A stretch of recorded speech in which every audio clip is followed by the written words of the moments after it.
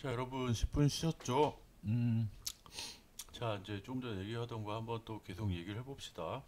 자, 그럼 어떻게 되냐? 벽체가 쭉 있다. 자, 벽체가 있다. 자, 단열재가 있고, 준공층이 있고, 자, 조적 마감이 되어 있다. 여기가 외부고, 자, 여긴 내부고. 자, 뭐 이런 벽체가 있다라고 칩시다. 이런 벽체가 있을 때 열의 이동을 한번 생각을 해봅시다. 내부에 있는 공기 중에 있는 열이 뭐 사실은 공기가 막 대류가 일어나고 있죠. 대류가 일어나고 있는데 이 표면 미세한 표면에서는 아주 미세하게 대류가 일어나면서 공기가 이동을 하면서 공기가 가진 열을 이 벽체 표면에 전달을 해준다. 그래서 이 부분에서는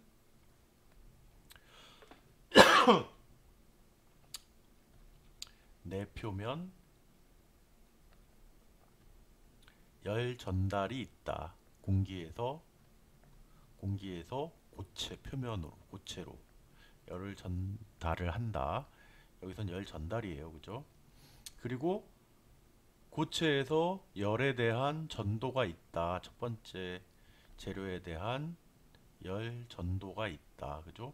그다음 두 번째 재료에서도 열에 대한 전도가 있고 그다음 중공층에서는 이쪽 해서 사실은 이 표면 열 전달이 있겠죠. 그죠? 공기에 대한 표면 열 전달.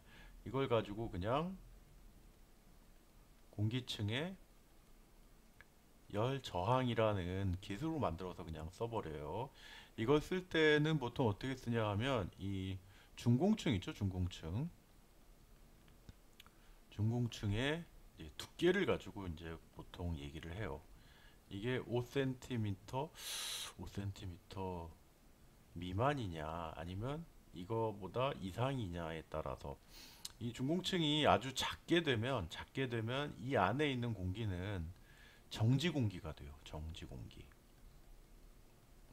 하지만 이 틈 사이가 아주 크게 되면 이 안에서 공기가 대류를 통해서 흐름이 발생하게 된다라는 거죠. 그래서 복잡해져요. 여러분들 그 더블 스킨이라고 많이 들어봤죠? 더블 스킨. 건축물 외피 표면에 유리로 돼 있는 큰 공간이 있는 벽체를 하나 더 만드는 그런 더블 스킨 있죠. 이 더블 스킨에서의 그 열의 이동, 열의 전달은 되게 복잡해요. 그래서 뭐 실험 모형을 만들어서 목업해서 실험을 한다든지 그런 식으로 하죠. 완벽하게 설계값을 적용하는 그런 기준은 현재도 없다. 자, 그다음 다시 고체죠. 여기에서 다시 세 번째 재료의 열 전도에 의한 열의 이동이 있고 마지막에 뭐가 있죠? 또 여기는 외표면 열 전달이 있다. 자, 보세요. 제가 이거 지금 뭐 아까도 했는데 지금 또 하는 이유는 열 전달 그리고 열 전도 그리고 이거를 전체를 가지고 만든 계수 열 관류가 된다라는 거예요. 이거 설명하려고 제가 다시 한 거예요. 열 관류, 열 전달, 그리고 열 전도. 자, 요거 지금 요 수식으로 쭉 나타냈지만 요걸 통해서 여러분들은 어떠한 외피가 있게 되면 그 건축 구조체의 열적 특성 중 하나인 열 관류율을 계산을 해야 된다. 제가 아까 몇몇 과목들에서 얘네들이 그 얘기됐다라고도 얘기를 했지만 사실은 여러분들이 지금은 이걸 건축사라는 이 설계자 입장에서도 얘를 언급을 해요. 왜냐하면 이 건축법규에서 열 관리율 기준을 언급을 해요. 이 기준을 가지고 이 기준값보다 더 높아야 돼요, 더 낮아야 돼요. 더 높게 되면 열의 이동이 더 크다라는 거죠. 그래서 일반적으로 열 관리율 기준값이 나올 때는 그거보다 작은 값이 되도록 여러분들이 설계를 해야 된다라는 거예요. 이 외피를 디자인해야 된다라는 거죠. 자, 얘는 지금 단면이죠, 그죠? 단면. 사실은 여러분들이 지금 건축 설계를 하는 거는 각각의 사이트에 맞는 건축물을 설계를 하는 건데, 여러분들 그 공업화 건축이라고 들어봤어요? 공업화 건축? 그렇죠. 일반적으로 이제 모듈로 돼 있는 부재들을 만들어서 공장에서 만들어서 현장에서 만들게 되는 거죠. 사실은 이 조적이 쫙 조적벽이 있다고 생각을 해보세요. 이렇게 단면처럼 이렇게 계속 뜨나요? 그렇지 않죠. 중간중간 고정하기 위해서 중간에 뭐 벽돌 맞물린다든지 또는 철물로다가 고정을 한다든지 하는 부분들이 있을 수밖에 없겠죠. 입체에서는. 그렇게 되면 그 부분은 열 전도율 값이 또 다르죠. 그죠? 그래서 얘를 공업화 건축이나 아니면은 뭐 건축물 건축 신기술 인증 건축 신기술 인증이 있어요. 그다음에 건축 뭐 신재료 인증 뭐 하여튼 뭐 그런 것들이 있어요. 이런 인증을 받게 되면 가점을 받게 돼요. 가점. 여러분들이 그 설계할 때 아마도 이제 여러분들 설계사무소에 가면 설계 경기 같은 거 할 거예요. 설계 경기. 그 중에는 뭐 이제 대부분 이제 관공서죠. 관공서 건물들, 공적인 건물들인데 여기에서 가점을 받기 위해서 가점 뭐 2점 뭐 3점 뭐 1%뭐 이제 뭐 그런 식으로 가점을 받게 되는데 그런 가점을 받기 위해서는 뭐 이런 신기술, 신재료, 뭐 친환경 재료, 뭐 이제 그런 것들을 써야지 돼요. 그런 걸 쓰게 되면 뭐 1점, 2점 가점을 받고 실제로 이제 그 당첨권에서는 1점, 2점 차이가 엄청 커요. 그렇잖아요. 그냥 뭐 한번 해보자 하고 내는 놈과 저거 무조건 돼야 돼 하고 막 죽을 듯이 달려드는 업체들은 또 얘기가 틀리겠죠. 자, 그래서 열 관류율에 대해서 설명을 했고 이 내외 표면 열 전달률에 대해서 설명을 했어요. 그죠? 열 전도율에 대해서 설명을 했고 그다음 공기층의 열 저항에 대해서도 이제 설명을 했죠. 자,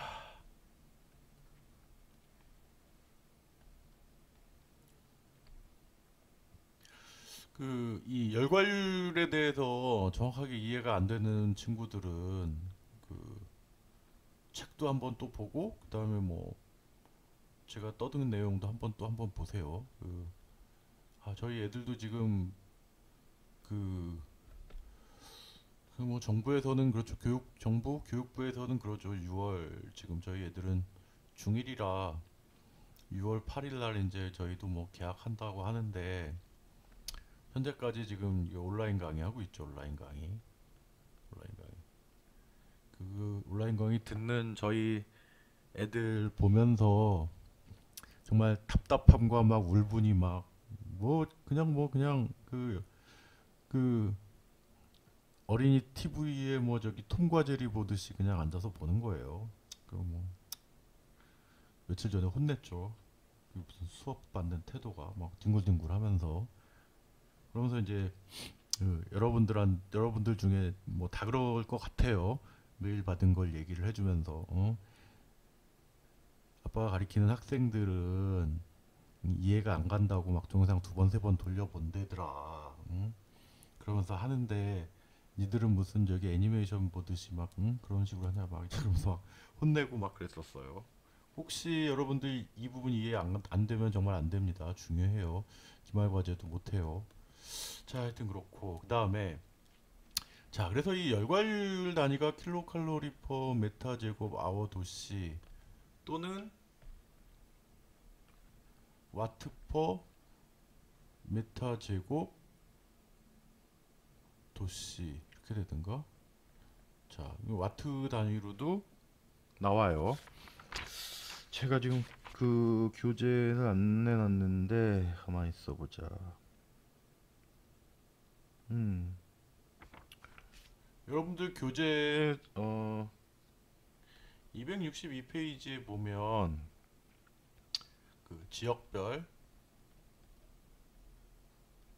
건축물 부위의 열 관리율 표가 있어요. 지금 여기에 지금 그 단위가 음 단위가 안 써 있어요. 단위가 지금 보니까 저도 지금 계속 있는 줄 알았는데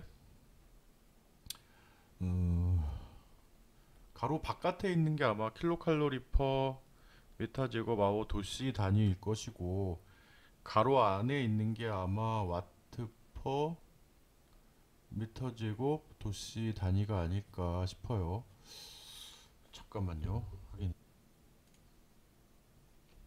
자, 에휴, 인터넷으로 검색하다 보니까 지워졌네요. 자, 킬로칼로리 퍼 메타 제곱 아워 도씨 그 다음에 와트 퍼 메타 제곱 K 이 두 가지 단위로 되어 있어요. 아마 이게 환산 계수가 있는데 아마 이게 좀 숫자가 좀 크게 나올 거예요. 이게 크게 나오고 이게 좀 작게 나왔던 것 같은데 자, 하여튼 그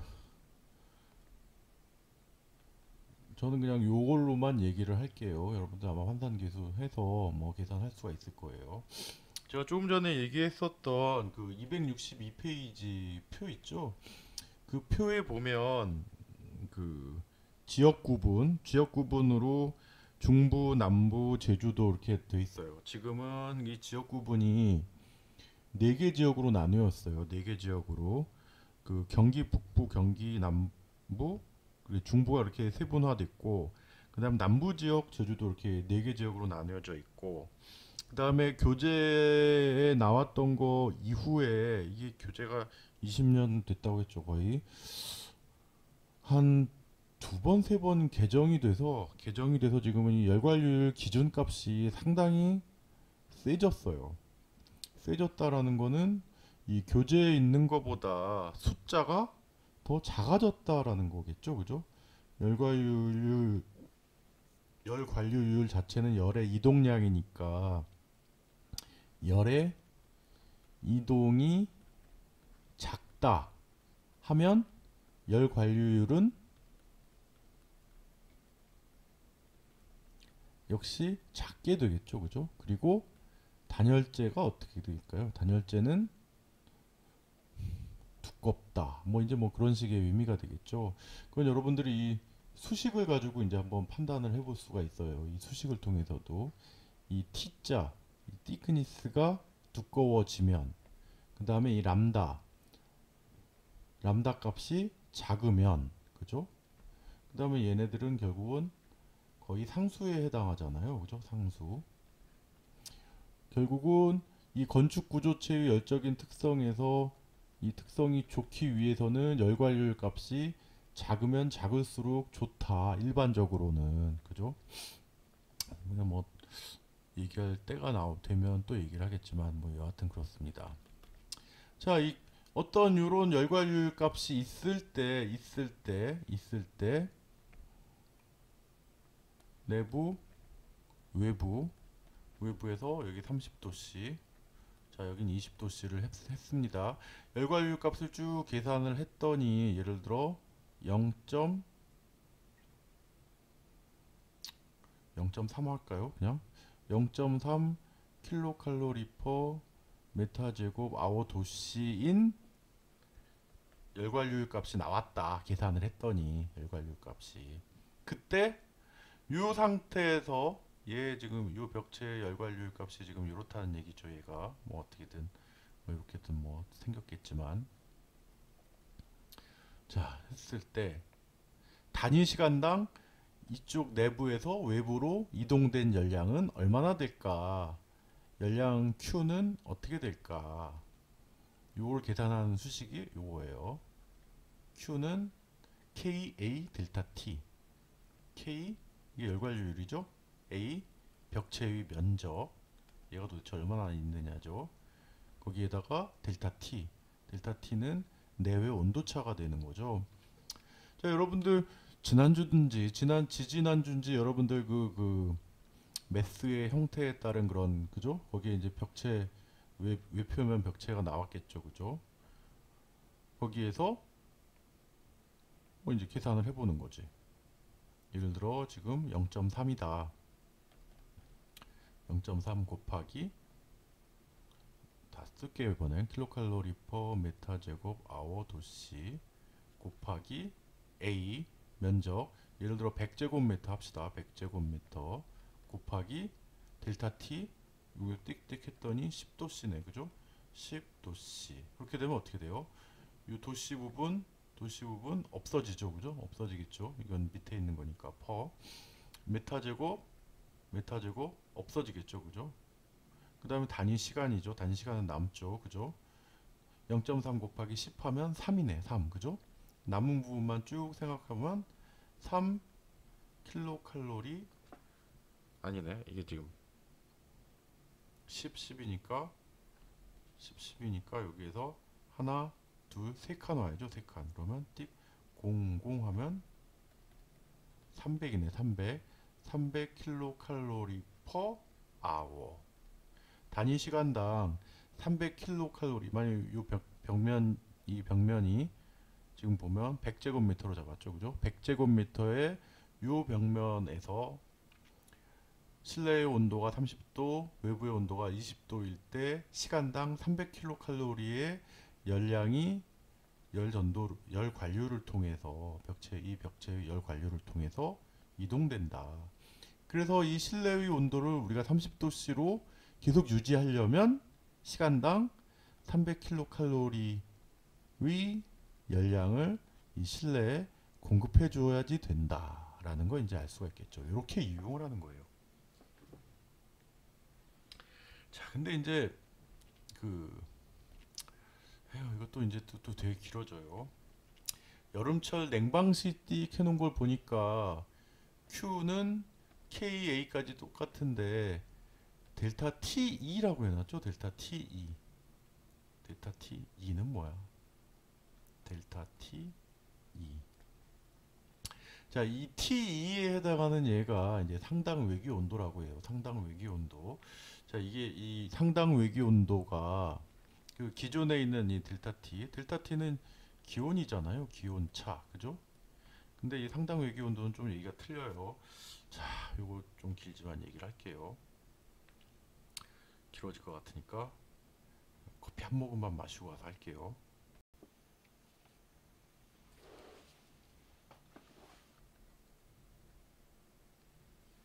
자, 상당 외기 온도 지금 설명하려고 하고 있었죠. 그죠? 자, 지금 공기 온도, 그죠? 기온을 가지고 지금 그 델타 T를 했어요. 그죠? 그에 비해서 지금 이 상당 외기 온도는 델타 T이라고 얘기를 했고, 그 다음에 지금 보면은 여름철 냉방시라는 이 조건이 달려 있어요. 조건 뭐냐면 태양 있죠. 태양으로부터 지구로 열이 오는 건 어떻게 오죠? 그렇죠. 이 복사를 통해서 오는 거죠. 복사. 저희 먼 우주 공간은 진공이잖아요. 그죠? 공기가 없는 그런 공간인데 거기에서 열을 이동시키는 방법은 복사밖에 없죠. 물론 이제 복사된 공기가 지구 표면으로 오면 지구에는 많은 양의 이제 공기도 있고 공기 중에 이제 가스상에 있는 물질, 액체, 물, 그죠? 그 다음에 가스상에 질소, 이산화탄소, 다양한 또 먼지들도 미세먼지, 꽃가루, 그죠? 많아요, 그죠? 하여튼 그런 것들 쭉 통해서 지나갈 때 물론 이제 투과되는 것도 있고 반사되고 흡수되고 그러면서 공기 열도 가열시키지만 어쨌든 이 벽면까지 복사열이 도달한다라는 거죠. 자, 여러분 한번 경험을 한번 생각을 해보세요. 한여름에 공기 온도가 오늘 막 무지무지하게 더운 날이에요. 더운 날. 그래서 예를 들어 32도씨 정도의 기온이다. 그때 햇빛을 받은 이 벽면 있죠. 거기 한번 손을 대서 쫙 만져보세요. 몇 도예요? 느낌상 우리 손바닥에서 이제 열을 감지를 하죠. 그죠? 마치 센서처럼. 어때요? 32도보다 높아요. 한여름에 이런 이 벽면은 어떻죠? 이 해가 떠서 아침에 떴다가 동서남북 이렇게 쭉 해가지고 쭉 북은 아니네. 동쪽에서 해가 떠서 쭉 남중했다가 쭉 이렇게 지게 되죠, 그죠? 그러면 이쪽 이 벽면이 뭐 동해안이면 아침에 이렇게 햇빛이 쬐겠지만 해가 막 해가 지는 이 시점쯤 와서는 또 얘가 햇볕을 안 받게 되죠, 그죠? 한마디로 지금 태양의 위치에 따라 벽면의 일사량이 다르다라는 상황이다라는 거죠.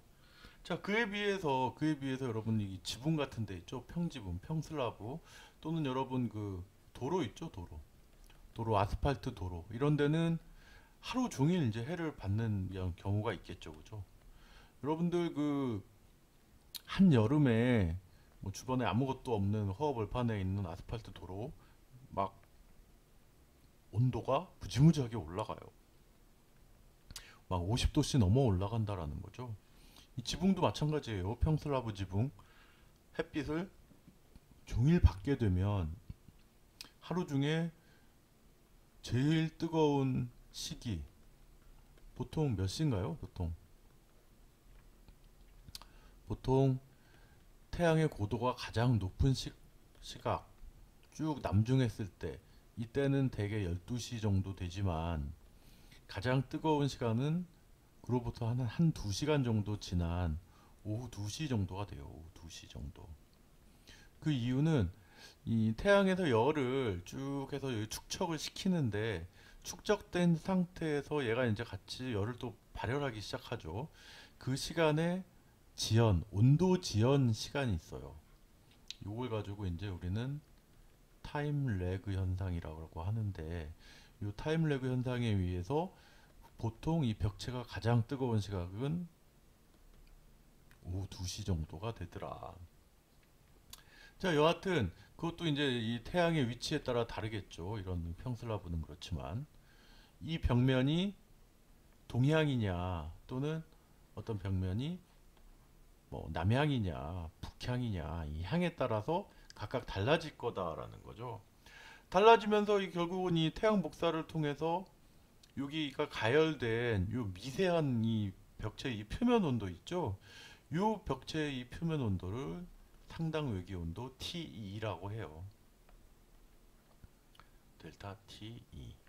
델타 T2는 델타가 붙으면 이제 보통은 차이를 얘기하는 거죠. 상당 외기 온도 차. 델타 T는 상당 외기 온도. 이 상당 외기 온도는 의미상 그 외벽 표면 꼭 벽 아니라 뭐 지붕일 수도 있죠. 그 외피 표면에 기온 외에 태양 일사 에너지에 위해 또는 태양 일사 에너지 량을 태양 일사 에너지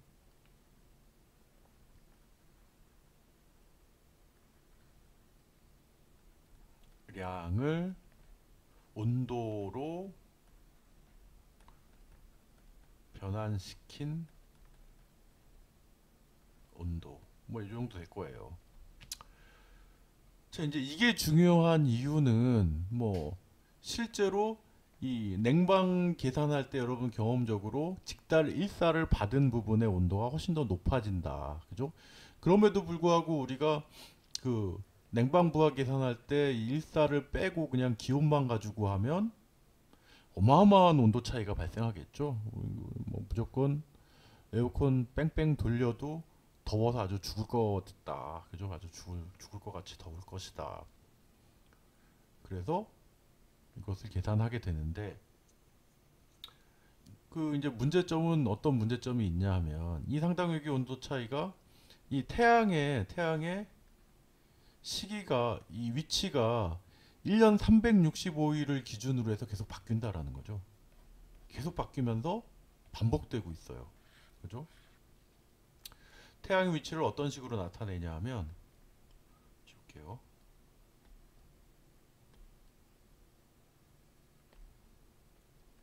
자, 여러분들이 쭉 서 있게 되면 여러분들의 위치를 기준으로 해서 쭉 이렇게 해요. 태양이 여기쯤 있다라고 하면 자, 여기가 남쪽, 여기가 북쪽, 그 다음에 여기 북쪽이면 잘못 그렸네. 이렇게 그려야 되나? 이쪽이 동쪽, 아니야, 이쪽이 동쪽이네. 동쪽, 여기가 서쪽이 되겠죠, 그죠? 서쪽이 되게 되면 쭉 내가 서 있는 쭉 높이로부터 해서 태양을 쭉 이렇게 바라봤을 때 쭉 이렇게 생기죠. 이렇게 어떤 각도가 생기겠죠. 이 각도를 우리는 고도각, 그 다음에 이 고도각 됐죠. 그 다음에 이 평면상에서 이 북쪽에서부터 이 주어진 각도 있죠. 요거를 방위각. 그래서 태양의 위치를 이 두 가지로 이제 얘기를 해요. 그러면 이제 보통 태양이 이쪽 동지하지를 생각해 봅시다. 동지하지는 낮과 밤의 길이가 똑같은 식이죠. 그래서 태양이 동쪽에서 쭉 떠서 쭉 이렇게 해서 남중했다가 쭉 해서 서쪽으로 이렇게 가는 거죠. 밤에는 우리 지구 반대쪽에서 이렇게 해서 돌겠죠. 이게 이제 동지하지예요. 아니, 동지하지가 아니라 추분이 되겠네. 춘추분. 그때가 이제 똑같은 시기죠. 그 다음에 동지하지를 생각하면 어떻게 되냐 하면 동지는 해가 가장 짧은 시기죠. 가장 짧은 시기. 그래서 해가 요쯤에서 나오는 거예요. 요쯤에서 쭉 떠서 쭉 해서 이렇게 져요. 이 밤에는 이 반대쪽에서 이렇게 해서 많은 부분을 돌겠죠. 그 다음에 하지 때는 어떨까요? 하지 때는 해가 길죠. 그래서 한 요쯤에서 와요. 요쯤에서 해가 떠서 쭉 해서 해가 이렇게 떠서 쭉 이렇게 지는 거죠. 그러면 요 해가 떠서 이렇게 가는 길이 시간, 태양이 이동할 때 지구의 자전 속도죠. 사실은 태양은 가만히 있고 우리가 이 주변을 도는 거죠. 근데 우리 입장에서 보면 얘가 도는 것처럼 보이지만 이 속도는 똑같잖아요, 그죠? 지구의 자전 속도가 똑같으니까. 그래서 뭐 이런 식의 이제 그림이 되는 거죠. 거꾸로 생각하면, 거꾸로가 아니라 정확하게 이 태양을 위치로 놓고 보면 지구가 이제 여기쯤 있다라고 치면 지구가 태양을 이렇게 도는 거죠. 이렇게 쭉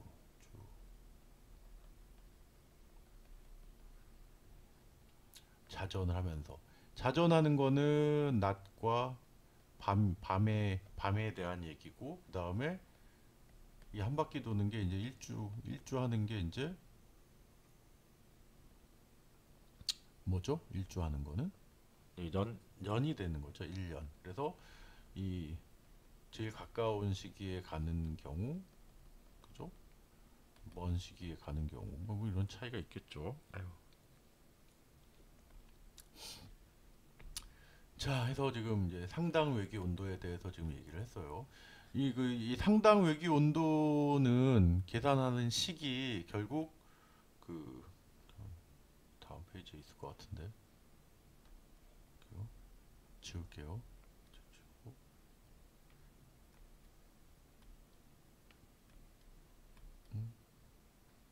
없네. 자, 없으니까 뭐 넘어옵시다. 넘어와서 이따가 그, CLTD에 대해서 이제 얘기를 할 거예요. 자, 그 다음에 좀 이따 다시 나오면 얘기를 하고, 그 다음에 이제 유리를 통한 일사 취득을 한번 생각을 해봅시다. 이 태양에서부터 열이 쭉 이동하는 과정, 이제 복사죠, 복사.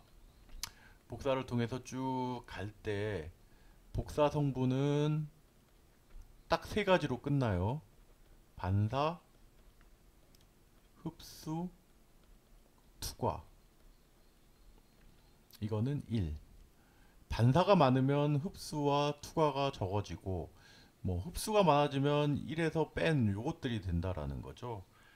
그러면 결국은 반사되고 흡수되고 투과된 것 자체가 전체가 1이다. 그러면 이 유리는 복사 에너지의 요 에너지 총량을 항상 유지를 할 수밖에 없어요. 그러면 쭉 복사를 통해서 온 것이 일부는 반사가 되고 유리 표면에서, 그리고 일부는 흡수가 돼요. 흡수된 부분이 이제 유리의 온도를 상승을 시키겠죠, 그죠? 그리고 나머지가 이제 투과가 된다. 그럼 여러분들 생각을 해보면 유리 같은 경우에 이 가시광선 부분의 대부분을 투과시키겠죠. 하지만 그 뭐 자외선, 그죠? 그리고 적외선, 그 부분에 대해서는 우리가 정확하게 얼마나 투과됐는지 우리 눈으로 알 수는 없어요, 그죠? 왜냐하면 우리 눈으로 보이는 부분이 가시광선 뿐이니까, 그죠? 그래서 여러분들이 음, 그 유리마다 투과율이 다르다라는 거, 그다음 투과될 때에도 이 파장에 따라서 다르다라는 거죠. 이 파장이 쭉 파장 영역이 있게 되면 일부분이 가시광선, 그 다음에 빨주노초 파남보 이쪽이 적외선, 그리고 빨주노초 파남보니까 이쪽이 자외선이 되는 거죠. 자외선, 그죠? 그래서 이 영역대에 따라서 다르다. 하여튼 유리에서는 이렇게, 대부분은 유리에서는 복사에 대한 부분을 볼 수가 있고, 그 다음에 사실은 여기에서도 이제 열전도가 있겠죠. 열전도가 있는데 그 열전도율이 아까 킬로칼로리 퍼 메타아워 도시라고 했었죠. 메타아워 도시. 유리의 두께가 얼마나 되나요? 유리의 두께. 우리가 보통 일반 유리가 뭐 20mm, 그죠? 20mm? 20mm면 2cm죠, 2cm. 20mm 안 쓸 것 같은데, 그죠? 한 10mm 유리?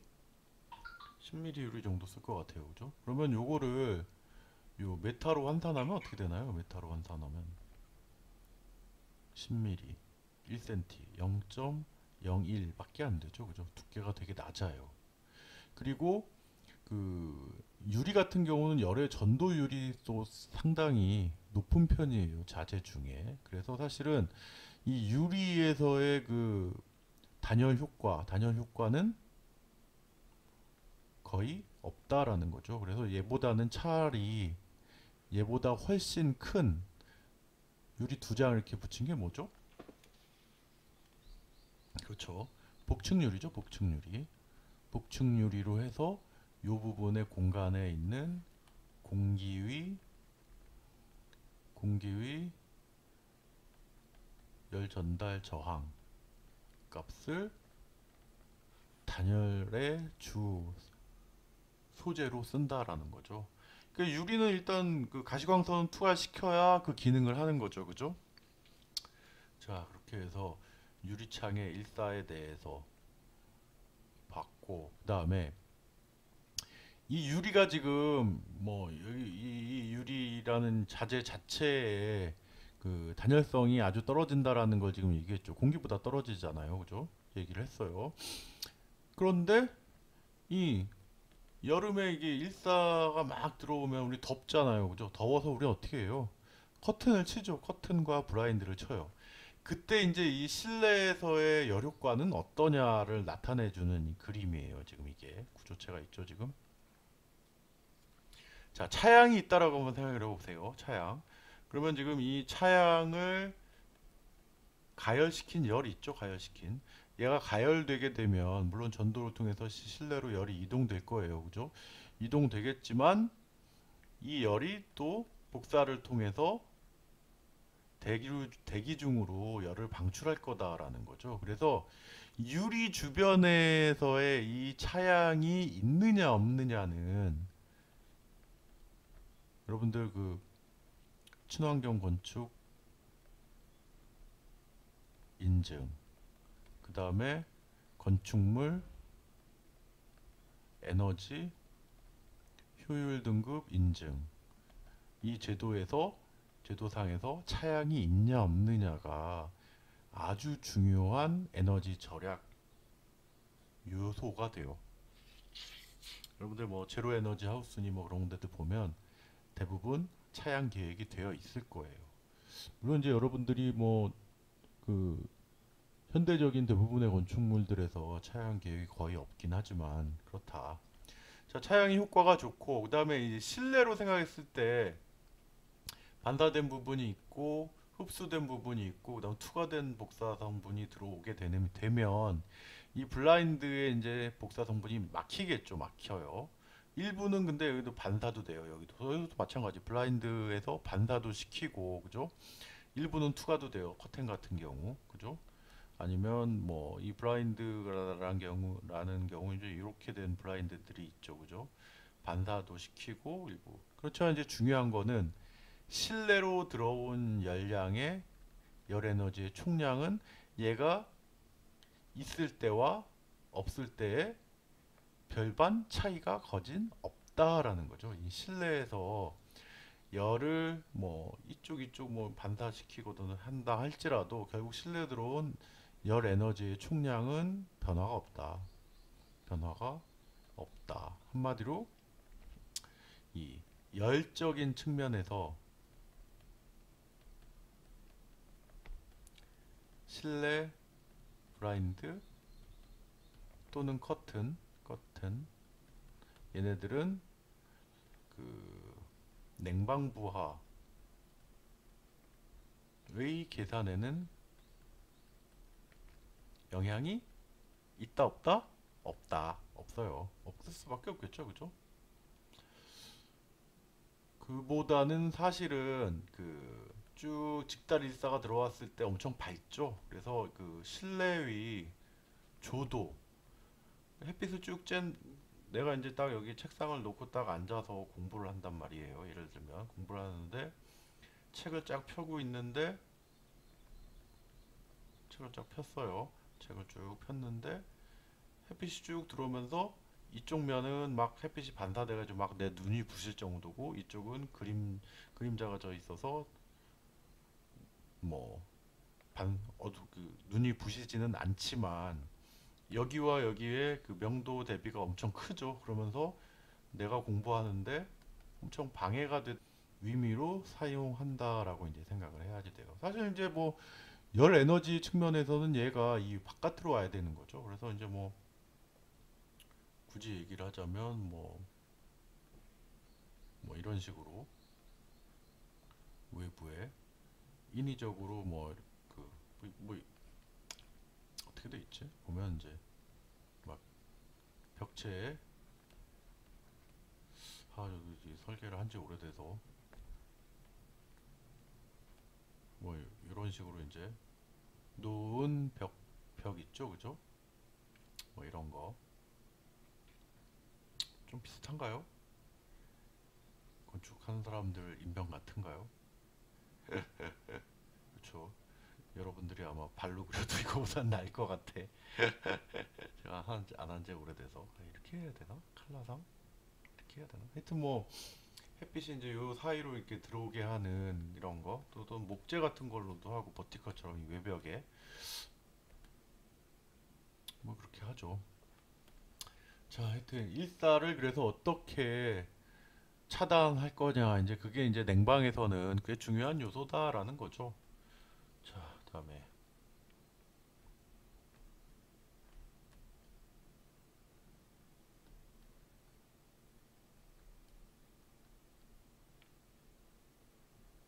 음. 자, 결국 이 부하 계산이다라는 거는 결국은 제가 아까 열량 계산이라고 했었죠. 열량 계산, 그죠? 제거해야 되는 열량 계산이다, 그죠? 이 냉방 부하는 그에 비해서 난방 부하는, 그쵸? 더해야 하는 열량 계산이다. 그죠? 그렇고 열량 계산식은 Q는 KA 델타 T2다. 그죠? 냉방부하는 그죠? 외피에서. 그리고 난방의 경우는 Q는 KA 델타 T였다. 그죠? 이게 외피에서. 그죠? 근데 이게 지금 외피와 그 다음에 그 유리면에 대해서만 얘기를 했죠. 유리면. 유리면에 대해서는 지금 조금 전에 본 거는 그 냉방시 일사 취득에 대한 그죠? 일사 열량 취득에 대한 걸 얘기를 했어요. 난방시의 유리는 어떻게 될까요? 난방시의 유리는 그 유리 있죠? 그 유리를 가지고 열 관류율을 계산해요. 열 관류율. 그럼 어떨까요? 제가 조금 전에 얘기했다시피 유리의 두께도 되게 얇고 정말 뻥치지 않고 이 안에 공기 저항값이 거의 대부분이에요. 그래서 막 복층 유리하고 삼중 유리하고 그렇게 쓰는 거죠. 그렇게 하고 요 안에는 뭐 들어있다고 했었죠? 제가 요 안에 건조 공기가 들어있다라고 했었죠. 만약 얘가 건조 공기가 아니라 습공기라면 막 추우면 여기 막 결로 생기고 되게 웃기겠죠. 저는 그런 것도 많이 봤어요. 이 유리가 이제 살짝 깨지면 오래 있다가 살짝 깨지면 이 안에 이제 수증기 들어가고 그런 상태에서 뭐 그런 하자가 발생하는 거죠. 그럼 갈아야죠, 그죠? 자, 그 외에도 있는데 부하 계산 방법이니까, 그죠? 그 외에도 있는데, 자 여기 나온 중요한 텍스트 설계 외기 조건, 설계 신뢰 조건 지금 두 가지를 얘기를 하고 있어요. 설계 신뢰 조건은 뭐 그 쾌적 조건으로 여러분들이 실내의 온도, 습도 조건을 아마도 설계를 하면서 이미 결정을 했겠죠, 그죠? 여기는 침실, 여기는 수영장. 수영장은 CLO가 작고, 그죠? 거의 다 벗고 있으니까. 그 다음에 MET. 하지만 또 운동량은 좀 클 수가 있죠. 격한 스포츠니까, 그죠? 그런 상태에서 실내의 온습도 어떻게 될까? 이제 뭐 그런 거 해줘야죠, 그죠? 그 다음에 뭐 침실, 그 다음에 주방, 뭐 이제 그런 것, 그런 부분에 대해서 여러분들이 온도, 습도 조건을 이제 결정을 해요. 그리고 이제 좀 더 디테일하게 이제 잘 설계한다라고 치면 그 안에서 이제 뭐 기류 속도, 이건 이제 산업용 플랜트에서 제가 이 클린룸에 대해서도 얘기를 했었죠, 그죠? 클린룸. 그 다음에 기류 속도, 그거 말고도 또 뭐 있죠? 이게 복사 온도. 복사 온도에 대해서는 여러분 이게 뭐 트럼브월이라고 들어봤어요? 트럼브월. 이게 이제 이 건축물 내부에 축열체에 해당하는 큰 뭐 기둥이나 벽체 같은 게 있어요. 심지어는 뭐 이, 이 안에다가 물 같은 걸 채워가지고 축열체로 이제 응용을 하는 거예요. 얘가 축열을 받았다가 열을 추울 때는 방출하게 되는 이제 뭐 그런 건데, 결국은 그런 큰 구조체에 해당하는 축열체가 있게 되면 거기에서의 열이 이동된 것까지도 봐줘야지 된다라는 거죠. 거기에다 이제 CLO MET까지 해주면 이게 그 PMB 값이 나오게 되고, 이게 이제 결국은 ISO 기준에 맞는 공간 온열 환경 설계가 되겠죠. 뭐 이렇게 설계하는 거 뭐 많지 않죠, 그죠? 많진 않아요. 자, 보통 이제 온습도만 가지고 얘기를 한다는 얘기죠. 자, 어쨌든 이 온습도 실계 설계 조건이 쭉 있다. 그때 설계 외기 조건, 얘는 계속 바뀌죠, 그죠? 계속 바뀐다고 얘기를 했어요. 쭉 이렇게 바뀌는데, 이 설계 외기 조건은 우리가 이 열량 계산을 해야 되니까 가장 추울 때 또는 가장 더울 때지, 가장 더울 때, 가장 추울 때 그 기준을 가지고 적용을 하면 돼요, 일반적으로.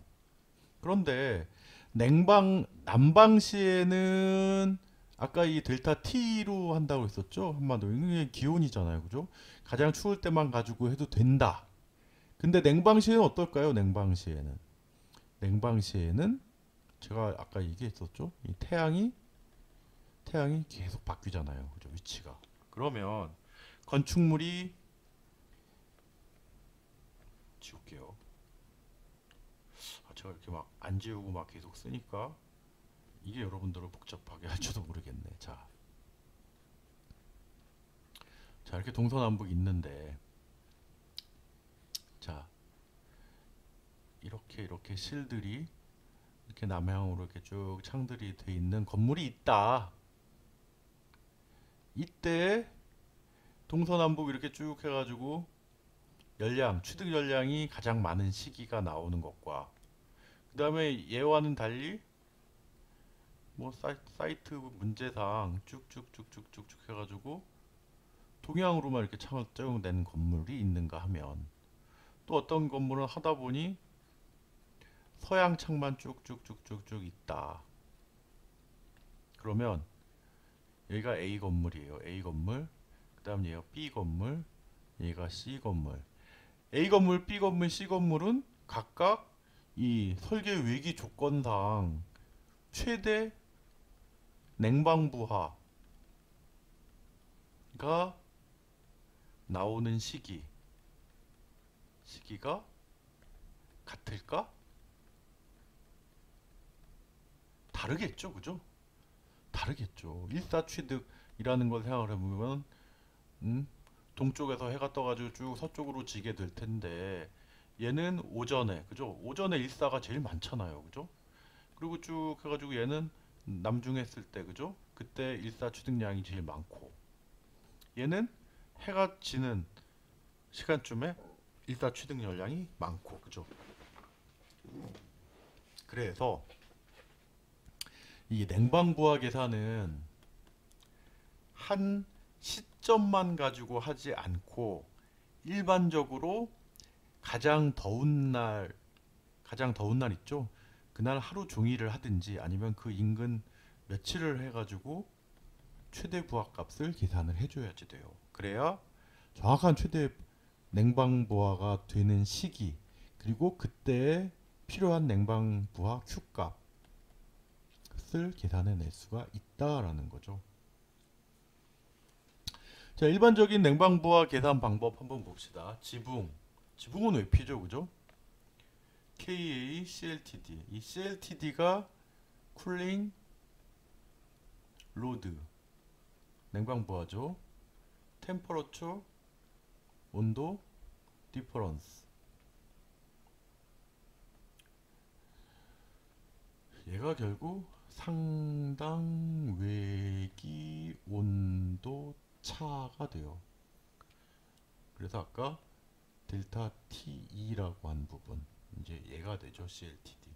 근데 일반적으로 얘를 이렇게 계산하는 것을 CLTD법, 뭐 CLTD 메소드 이렇게 얘기를 해요. 이 CLTD법이 이 냉방부하 계산 방법 중에 수 계산을 하는 처음인가? 잠깐만 좀 마지막 방법이에요. 마지막 방법. 이 CLTD법이 만들어진 게 1970년대 말이에요. 1970년대 말. 여러분 1970년대 즈음에 컴퓨터가 어느 정도였냐 하면, 그 여러분들이 지금 사용하고 있는 여러분들 그 휴대폰 있죠? 70년대로 가지고 만약에 가면 슈퍼컴퓨터예요. 슈퍼컴퓨터. 그 여러분들 그 뭐 손목에 뭐 저런 거 있죠. 스마트 밴드 같은 거 있죠. 스마트 밴드 뭐 얼마예요? 보통 한 2만 원 정도 하나? 2만 원에서 4만 원 정도 할 것 같아요. 이 스마트 밴드. 스마트 밴드에 막 화면 나오죠. 화면 조그맣게 요 화면이 70년대 그뭐 12인치 또는 뭐 14인치 그 CRT 컴퓨터 화면이에요. 그 정도 크기였어요. 글자가 뭐 그 정도밖에 표현이 안 됐었던 거죠. 한마디로 그 당시에 퍼스널 컴퓨터 PC라는 애들이 이랬다라는 거죠. 70년대. 그러니까 그 당시에 이 CLTD 뭐 어떻게 생각하면 1년이 365일이잖아요. 그죠? 그리고 시간이 하루가 24시간이죠. 이거 쭉 곱해 보세요. 아마 8100 몇 시간 정도 돼요. 326 계산해 볼까? 365 대충 계산하는 거죠. 이럴 때 400으로 올리고 그죠? 20으로 낮추고 그죠? 그러면 띵띵 428 그죠? 대략적으로 8000시간 정도 되겠죠. 그죠? 8100 몇 시간이에요. 제 기억에는. 해서 요 시간별로 이 건축물의 이 벽체 있죠? 벽체. 건축물의 벽체가 남향이냐, 북향이냐, 서향이냐, 아니 동향이죠. 이게 동향이지. 이스트니까. 동향이냐 또는 서향이냐 이렇게 하면 네 방위가 되잖아요. 이걸 또 나눴어요. 쭉쭉쭉. 이렇게 하면 이제 8방위가 되죠. 8방위 그죠? 요 면에 따라서 이 벽이 향하는 향, 그 다음에 이 벽체의 재료 구성에 따라서 이 재료 구성은 이 미국에서 일반적으로 사용되는 구조 형태, 그 다음 구조 재료에 따라서 왜냐하면 그 구조 형태 재료에 따라서 사실은 또 축열되는 부분이 있어요. 축열돼 가지고 열이 방출되는 거. 그러니까 뭐 생각보다 꽤 복잡한 계산이 되는 거죠. 그렇게 해서 그거를 그, 저희 지도 교수님이 그 언제야? 80년대 말에 80년대 말이죠. 그때가 80년대 90년대 즈음에 그 건설회사 중에 여러분 대림산업 알죠? 대림산업 대림건설이라고 또 하고 이게 아마 유명한 아파트 이편한 세상 그죠? 이편한 세상이 그 우리나라 아파트 브랜드 중에 이게 아마 최초일 거예요. 제가 알기로는 이 대림산업은 건설회사 중에서 그 서울대 파워가 되게 강해요.